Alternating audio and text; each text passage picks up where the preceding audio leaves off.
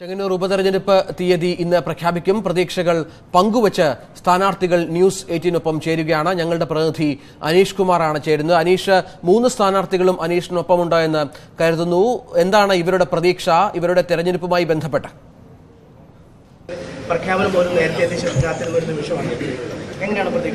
അല്ല, പ്രഖ്യാപനം ഏറ്റവും അടുത്താണെങ്കിലും കുറേ സമയം കഴിഞ്ഞായാലും ജനങ്ങളുമായി ഇടപഴകാനുള്ള അവസരം അപൂർവമായ അവസരമാണ്. അതുകൊണ്ട് പ്രഖ്യാപനം എന്തായാലും ശരി, തീർച്ചയായിട്ടും ഞാൻ എൻ്റെ പ്രസ്ഥാനത്തിൻ്റെ പ്രവർത്തകന്മാരെയും കൂട്ടി ജനമധ്യത്തിൽ സക്രിയമായി പ്രവർത്തിച്ചു കൊണ്ടിരിക്കുന്നു. ആ പ്രക്രിയ തുടരും.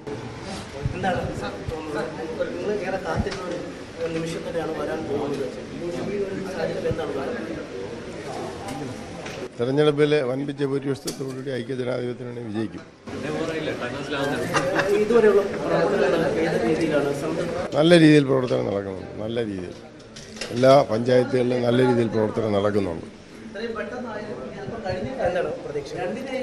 ഇവിടെ നല്ല ഭൂരിപക്ഷത്തിൽ ഇടതുപക്ഷ മുന്നണി ജയിക്കും. കാരണം കെ രാമൻ നായർ സാർ കൊണ്ടുവന്ന വികസന പ്രവർത്തനങ്ങൾ അത് യാഥാർത്ഥ്യമാക്കാൻ ഇടതുപക്ഷ മുന്നണി തന്നെ വിജയിക്കണമെന്ന് ജനങ്ങൾ പ്രതീക്ഷിക്കുന്നുണ്ട്.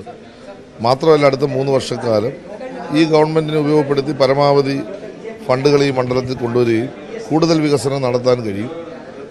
ഇപ്പോൾ വികസനം നടന്നു വരികയാണ്, അതിൻ്റെ ഒരു തുടർച്ച. മാത്രമല്ല, ഇപ്പോൾ വന്നിട്ടുള്ള എല്ലാ പദ്ധതികളും പാതി വഴിയിൽ ഉപേക്ഷിക്കപ്പെടാൻ പാടില്ല. അപ്പോൾ അതിനുവേണ്ടി ജനങ്ങളുടെ നല്ല പിന്തുണ കിട്ടും. പിന്നെ വ്യക്തിപരമായും ഞാൻ 10-40 വർഷമായിട്ട് ഈ മണ്ഡലത്തിൽ നിറഞ്ഞു പ്രവർത്തിക്കുന്നതാണ്.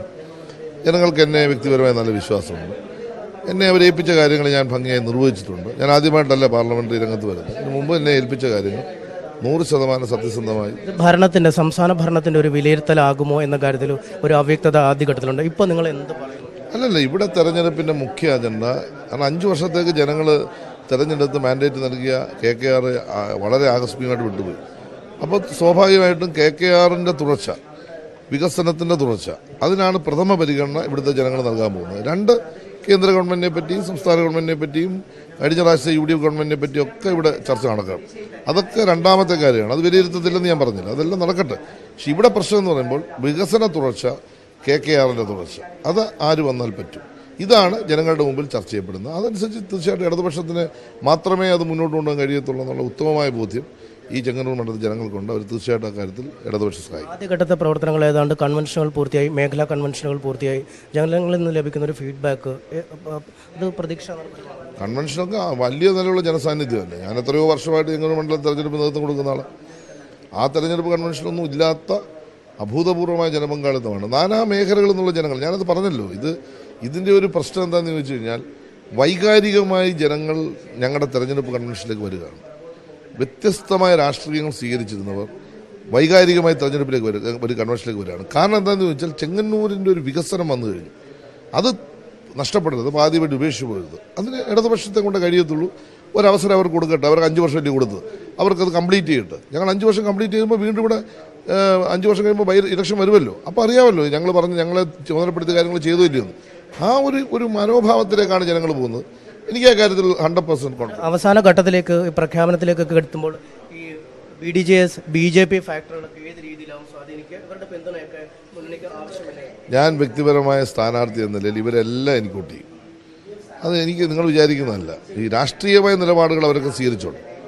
BDJSനോ മാണി സാറിനോ ഒക്കെ രാഷ്ട്രീയ നിലപാടുകൾ സ്വീകരിക്കുക. പക്ഷേ അവരുടെ ബന്ധപ്പെട്ട ആളുകളുടെ സ്ഥാനാർത്ഥി എന്നുള്ള നിലയിൽ അവരെല്ലാം പരിഗണിക്കുന്ന ഒരു പ്രശ്നമാണ് ഞാൻ പറഞ്ഞത്.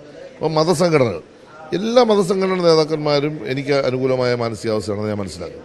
അത് വേറൊന്നും കൊണ്ടല്ല, KK രാമൻ നായർ തുടങ്ങി വെച്ച കാര്യങ്ങൾ കംപ്ലീറ്റ് ചെയ്യാൻ 3 വർഷം സജി ചെറിയാൻ്റെ നേതൃത്വത്തിൽ ഒരു സംവിധാനം അല്ലെങ്കിൽ ഒരു ഗവൺമെൻറ് സഹായത്തോടെ നടത്താൻ കഴിയുള്ളൂ എന്ന ഒരു ബോധത്തിലേക്കാണ് പൊതുസമൂഹം എത്തിയിട്ടുള്ളത്.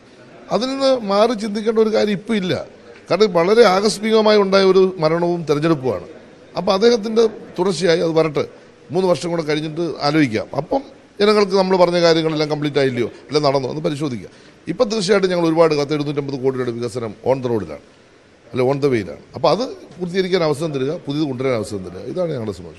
തീർച്ചയായും തികഞ്ഞ പ്രതീക്ഷ. ആദ്യ ഘട്ടത്തിൽ പറഞ്ഞതുപോലെ തന്നെ വികസന രംഗത്ത് നടപ്പിലാക്കിയ പദ്ധതികൾ വോട്ട് തരുമെന്ന ഒരു പ്രതീക്ഷയിൽ തന്നെയാണ് LDF സ്ഥാനാർത്ഥി സജി ചെറിയാൻ.